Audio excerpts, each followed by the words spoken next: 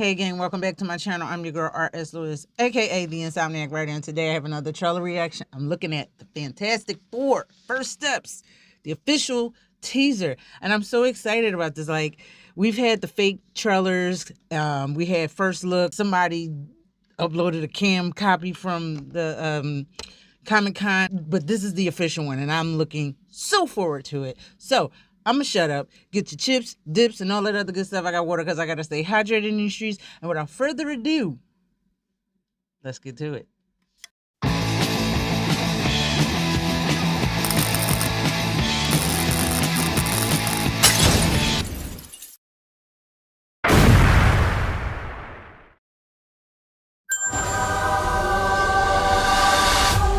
Welcome to the Baxter Building. We make a point to do family dinner every week.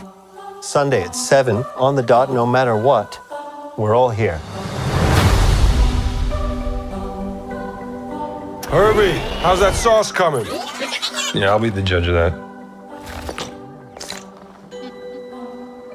Okay.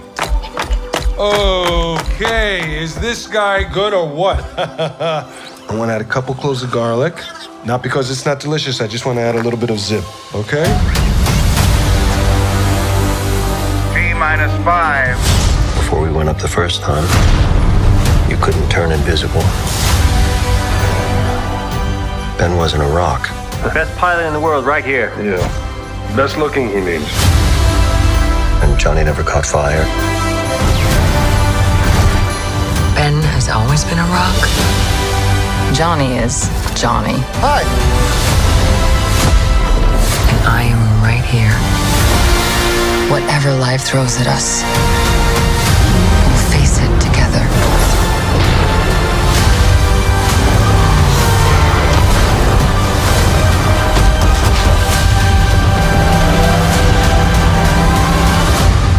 As a family.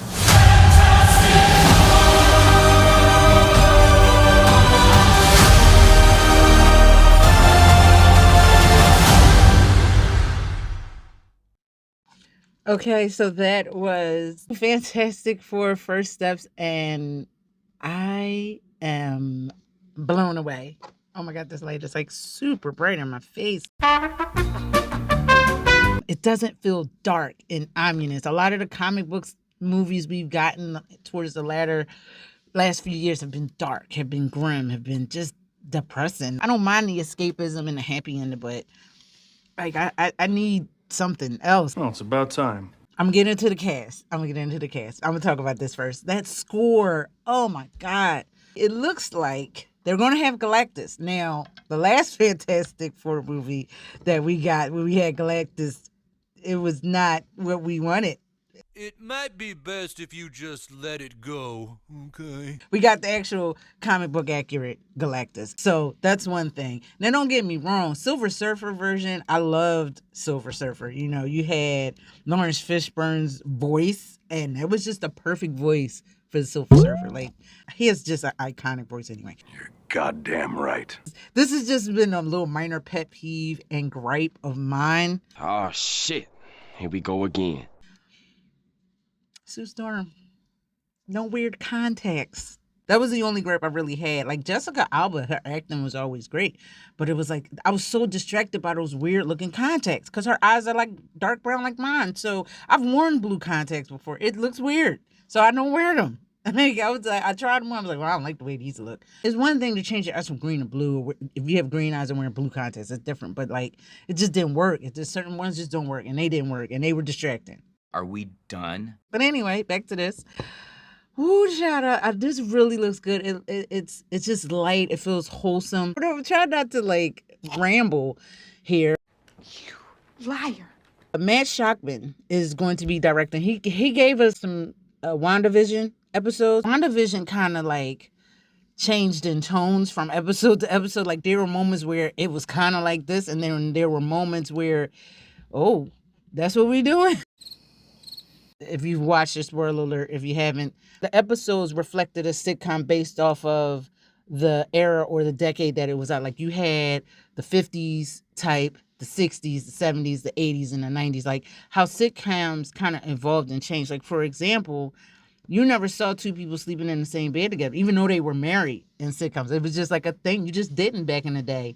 And then eventually they pushed their beds together and then they were in the bed together. And you kind of seen how less strict or conservative or whatever you want to call it, TV shows got. Fun fact, I think I Love Lucy was one of the few shows that broke a few of those uptight barriers. But anyway, back to this. 20th Century Fox held on to the Fantastic Four for a while. Like, they gave us the first two, and then we got that reboot, the one that had Michael B. Jordan.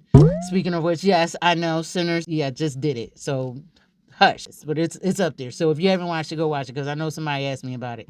Anyway, when Disney took over, now by default it's in the MCU. So we're getting this new version of the Fantastic Four, and it doesn't feel rushed. Like, we had a lot of people in that last Fantastic Four when that reboot. Rest in peace to I forget his name. What's his name? But I'll put it down below. I mean, it wasn't horrible, but it just felt sloppy. I thought it sucked. They got some characters and actors for their star power that just didn't feel like they fit. And sad part about it is each and every actor that was in that is like Oscar worthy. If they haven't gotten an award for something, they've been nominated for something. And I hate when you get a bunch of good actors and you put them in a shit movie. Anyway, back to this. So I think John Watts was going to direct this originally, and then Matt Shakman took over. You know, it kind of got held back. We had strikes and everything else. So 2024 was a doozy, and 2023 was... The whole thing is just awkward. Yeah. I'm going to jump into the cast real quick. We have Pedro Pascal. He's going to be playing Reed Richards, a.k.a. Mr. Fantastic. And I just love the look of... Don't disrespect to the British dude that played him before. I think it works. I don't know. It could. He's a great actor. Vanessa Kirby is Sue Storm, Invisible Woman. Someone that actually has no weird context. I'm sorry. I'm not doing this with you. Playing her brother, Johnny Storm / the Human Torch, is Joseph Quinn. Now, we had the Human Torch played by Chris Evans before, and I didn't hate him. I loved him as the Human Torch because prior to Captain America, he got those frat boy type roles, and then he got Captain America, and he became America's, like, you know, Boy Scout. Before Captain America, this was the role he was, like, made to play. The guy that played Reed Richards, I had no idea who he really was. I didn't really recognize him. Fun fact, he was just in that last Bad Boys film. He still looks good. From what I hear, Joseph Quinn, he said he doesn't want to base his portrayal on on Chris Evans' portrayal, which I hope he doesn't. Like, yeah, you could pay homage or whatever you want to do.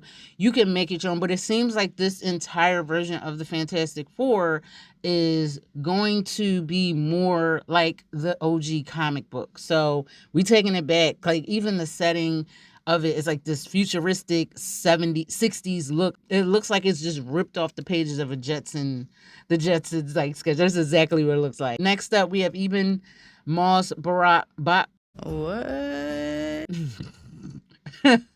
Bachrach, I think that's how you say it. Oh, dude.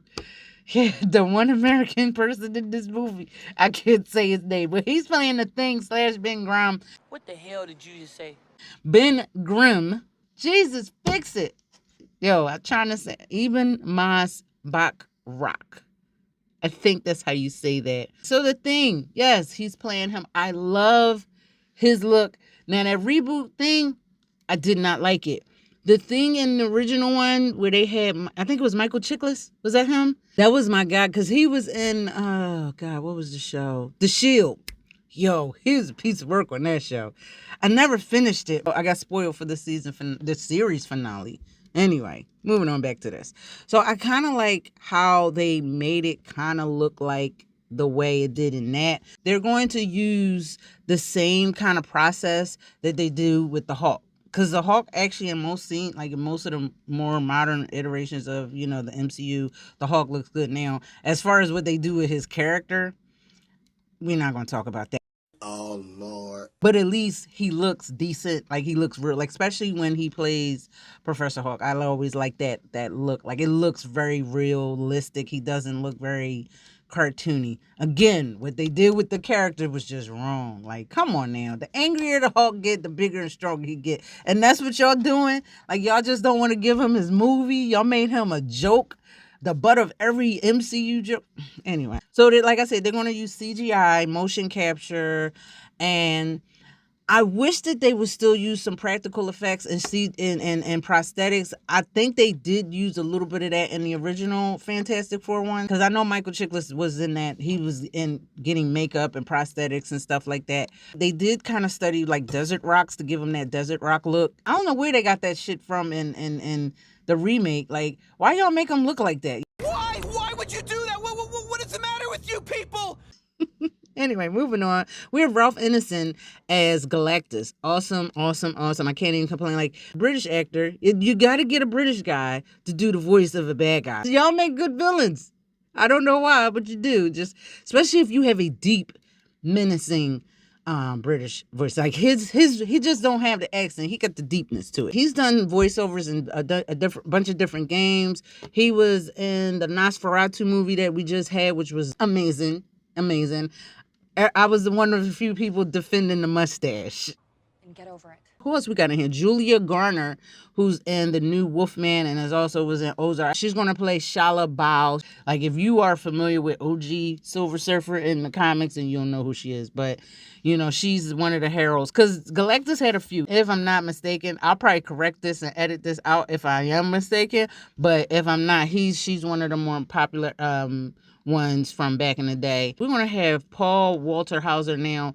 I don't know who or what he's going to be doing, but he's in Cobra Kai. We're going to definitely have Victor Von Doom. I think he's going to make a cameo, and we already heard about Robert Downey Jr. He's going to be that role. I don't know how they're going to do it, because you was just Tony Stark. They said they're not going to do a multiverse thing because people were speculating. I guess he's just going to just go take the man's face. Victor Von Doom, and he's not an idiot, and he's maniacal enough to steal the face. He's going to do Face Off.